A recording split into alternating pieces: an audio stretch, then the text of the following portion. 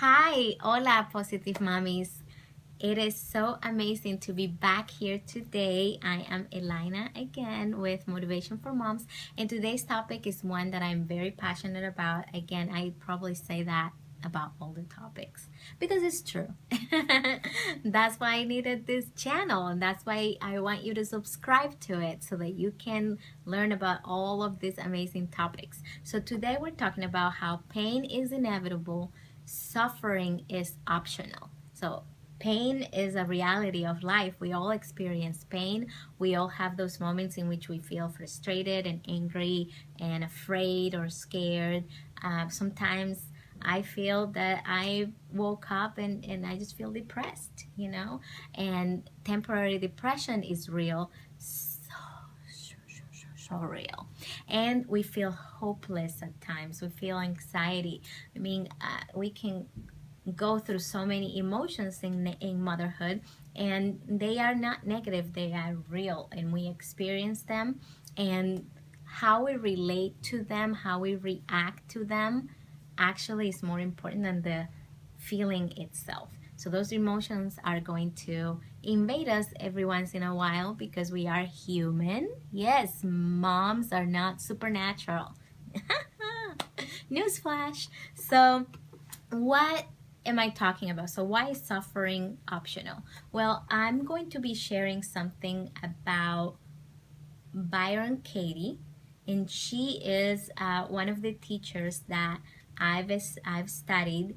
I was introduced to her work, which is actually called The Work, when I was getting my certification as a passion test facilitator. And during that training weekend, I was introduced to the work, and it literally changed my life. It is life changing. So, what I'm going to be sharing with you has the potential to change your life if you choose so, because obviously it works when you work it. The work works when you work it. Yeah. So, what is the work? Well, it is something really, really simple. So, basically, it has three steps, no, four steps actually, because first you need to judge your neighbor. Yes, judge. Judge. So, your neighbor could be yourself or anybody else. So, you're going to um, place a judgment, and then you're going to write it down. Then after that, you ask four questions, and we're going to go through those, and then you are supposed to turn it around. So I'm going to explain that. So judge your neighbor, write it down, ask four questions, turn it around. And my girls made up a little song. So I'm going to be sharing it with you later, but I'm not going to sing, okay? Okay, it's okay. So judge your neighbor. So sometimes, we experience an emotion and we attach a thought that causes suffering, and that thought, actually, we can judge it. So if you're feeling frustration about something that happened to you, so for example, I don't know, my kids are too noisy right now. Okay, so let's just say that. My kids are too noisy. So that's a statement, and you write it down. So then you ask four questions. The questions will be: is it true? Is it true that they're too noisy? And then you're gonna get to the answer. Well, is it true? Maybe they're not too noisy. Then the second question is, can you absolutely know that it is true? Like, absolutely know that without a doubt. Can you absolutely know? Can you absolutely know that it's true? That is a powerful question that can dramatically change your view on something. I mean, it actually shocked me when I started asking these questions. The third question is, how do you react, or what happens when you believe that thought? So obviously, if I say my kids are too noisy, can I absolutely know that that's true? And not really. I mean, I haven't compared them to all of the kids in the entire world. Uh, Not that I believe in comparison anyway, because it's the thief of joy.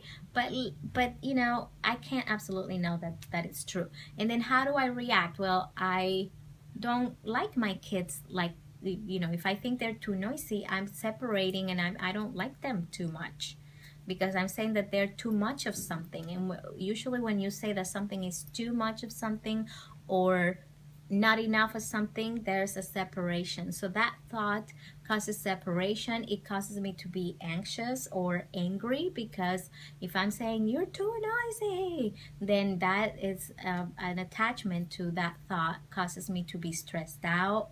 It causes them to feel like they're not okay, or that there's something wrong with them. So that is what happens when that thought is there. That is what we are creating with our thoughts. And so basically, the fourth question, so the first one was, is it true? Second one, can you absolutely know that it is true? Third one is, what happens or how do you react when you believe that thought is true? And the third is, the fourth actually is, who would you be without that thought? So let's say I stop thinking that my kids are too noisy, that I just think, you know, they're just kids and the noise level is okay. I don't know if this example really works, but try it with something else and it'll work perfectly.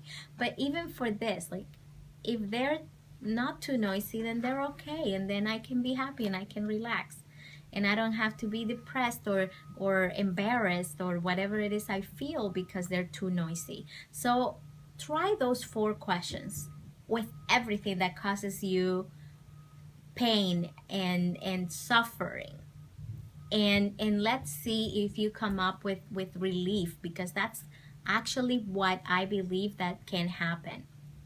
So we are gonna feel the pain, but we don't have to suffer. And actually, one of the things or one of the philosophies that I have adopted is that whenever I used to feel offended when somebody said something, now I choose to be entertained. So instead of saying, "Ah, how dare she say something like that about me?" Or how could she? Or all of those questions that we ask when we're in sassy Latina mode. I actually say, "Ah, that's kind of funny that she thinks that. Wow, are you serious? That is hilarious that she thought that, or that she said that." Because you know what? It's how we choose to view it. So I believe that with these 4 questions, with the work by Byron Katie, she is the author of Loving What Is, that if we just take those 4 questions and judge everything that causes us suffering and anxiety and depression, that we can alter our life, our experience, that we can have better relationships, that we can get closer to the people that we love, and we can love the people that we don't love, okay? Because we are gonna end all the judgment. So thank you for watching. I really love that you are watching my videos, that you're coming back, that you're subscribing. So if you haven't done so, please do, and tell everybody to do the same, because, you know, spread the love. And I want to remind you to be positive so that you can be powerful.